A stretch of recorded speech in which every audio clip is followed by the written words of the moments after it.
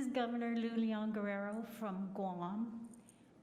First, I want to say I'm very impressed that we are increasing female CEOs in our digital and our industry. I'll clap to that. Done right where we want them. I also want to thank you for information and your strategies and plans and programs to increase digital equity throughout the states. I am concerned, though, that I don't think the Digital Equity Act is too equitable, as Guam and other U.S. territories have been excluded in the Digital Equity Act in the definition of state. So I have even more of a challenge to try and change that amendment so that Guam and other U.S. territories can take opportunities for the financing and the funding. And of course, my work as governor is to make sure that any future policies, laws, any future direction dealing with digital equity or other services that would benefit the quality of life of my people, I will certainly be fighting hard to get included.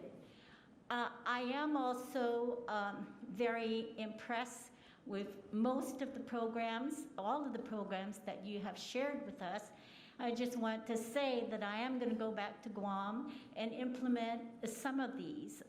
Although we have already implemented a lot, we have used the Educational Stabilization Fund to provide the hardware to our children out in our island.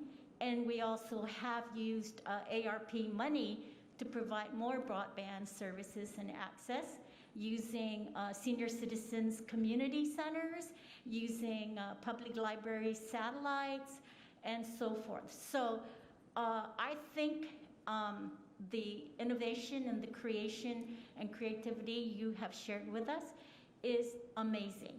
I also want to say, Secretary Raimondo, thank you so much also for your leadership in commerce.